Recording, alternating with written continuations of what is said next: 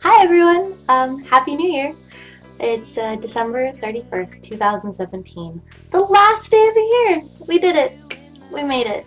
I'm so proud of you. I hit 500 subscribers.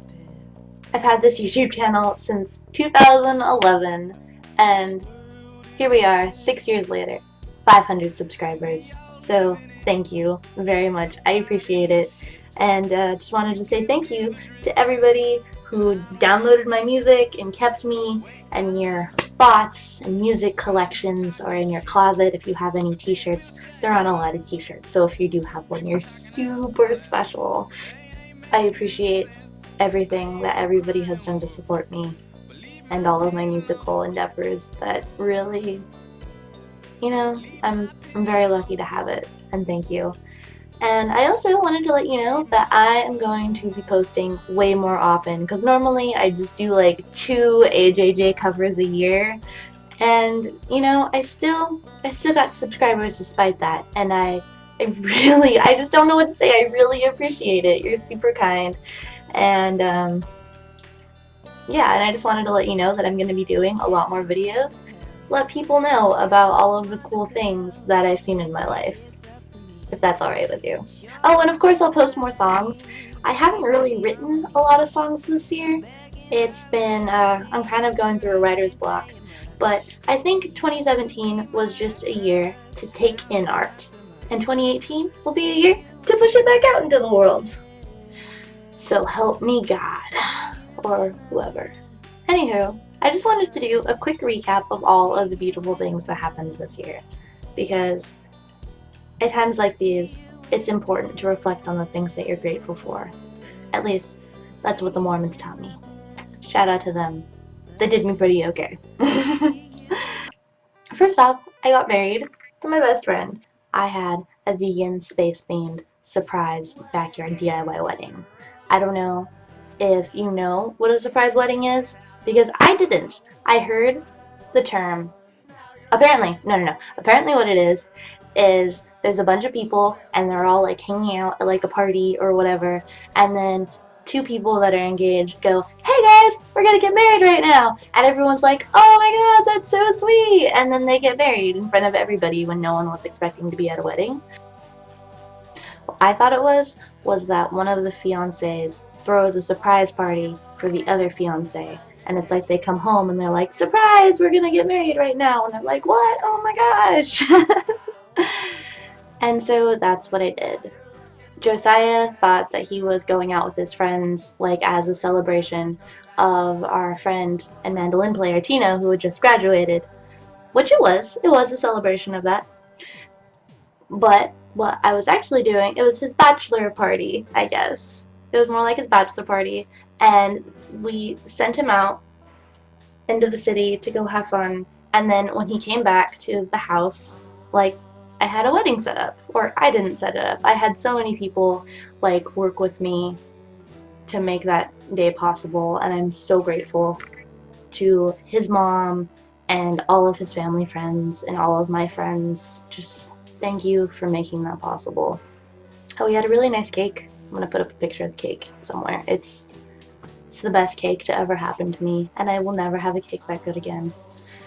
That's okay. Oh my gosh, and one of my best friends slash ex-roommate slash ex-boss, he gave a wedding toast, and in the toast he said, "A toast to the groom, to the groom, to the groom, to the groom." He quoted Hamilton, and it just made my life, and I think about that like every day. It warms my heart. Oh, the band that I'm in, Dandelion Massacre, we went on a full US tour this year. And I've never been east of Colorado before that, so that was mind-blowing. And we lived in a van for 8 weeks, almost 9 actually, with Salacious Wizard Cult. Oh yeah, no, just too much happened on tour to even like put in. Like, that could be like its own video in itself, and I actually really regret not doing like a tour diary. But everybody that hosted us was so hospitable and sweet to us.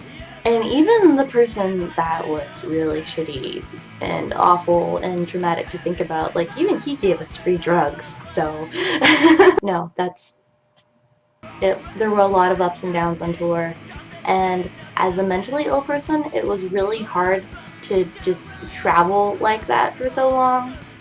But I'm really grateful that my friends stuck it out and were there for me and just put up with how much I cried. And oh my gosh, everybody on tour got lice. Oh my god. So if you got lice during the summer and while you were at one of our shows, well, either how dare you give it to us, or sorry, we gave it to you, because it had to have happened some way. Nobody knows.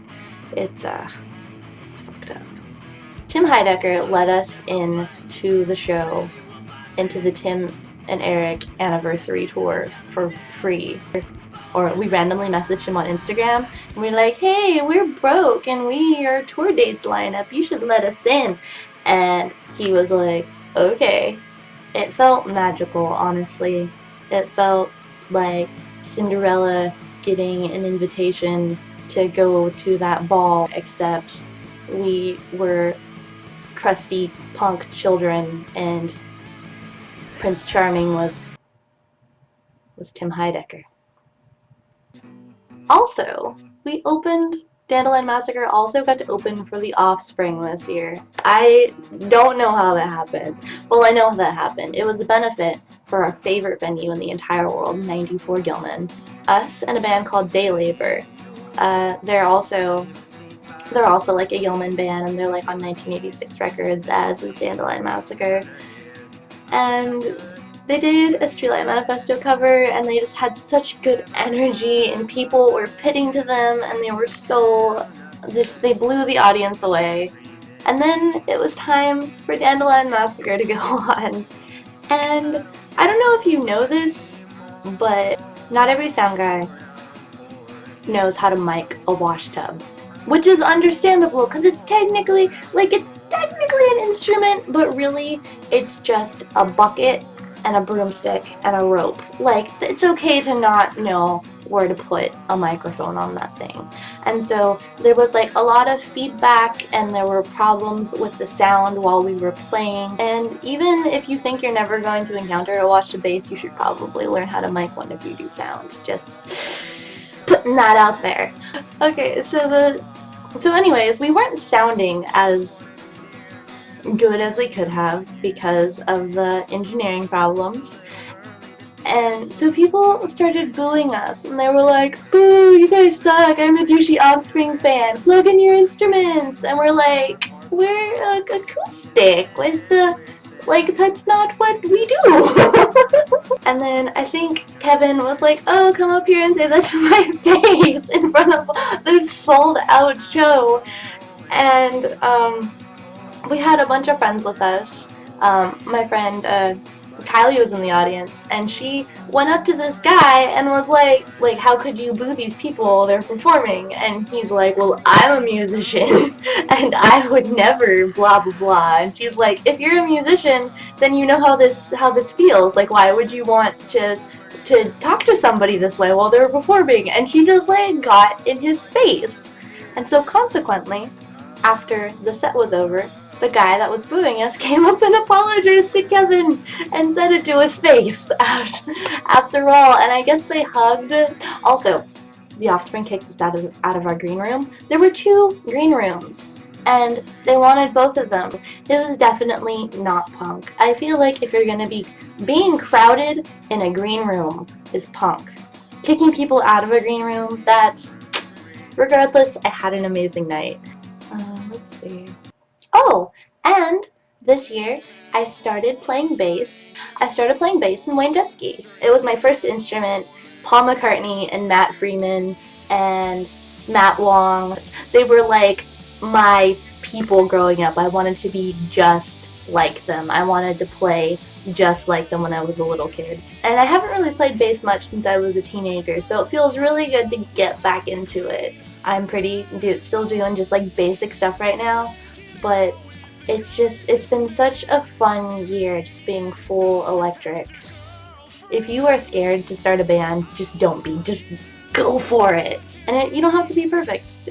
I've seen bands that like sound perfect, and it's like whatever. And I've seen bands that are like the musical equivalent of shitposts, and they just warm my heart and just make my day better. Pick up a bass. Just go start a band. Go. Go. What is 2018 going to look like? New albums. A new album from Wayne Jetski, which is so close to being done. We just need Spencer, our engineer, to finish that. But he's also in a really cool band called House of Mary. And so he's been focusing on that, so he hasn't really had time to work on the album. But please, Spencer, find time to work on the album. I'll give you my micro cord. Just please finish the album. And there should be a new Dandelion Massacre EP coming out in like any day now. We just finished recording the last of the vocals. We got some gang vocals in, got the mandolin parts, and we just need Cheryl just needs to put it together. So that could be you know, and I'm super excited for you guys to hear that. Hopefully it'll be out by the time that this video is up, or you know, sometime soon after. And you know, of course we're gonna play more shows. Wayne Jetski is gonna play up and down all over the coast, and maybe Dandelion Massacre will leave the West Coast again. We'll have to see. I'd like to. I don't know if we'll do it for 8 weeks again though, because I love my friends and I don't want to kill them, despite what my band name I Kill Cameron says. I would never kill Cameron. That's honestly, sometimes I am afraid that he might like die, and then I'll just have this band name I Kill Cameron, and then I'll just have to think about him being dead every time. I don't want that. You can't die, Cameron. The Stream Season 2. I don't know if you know about The Stream.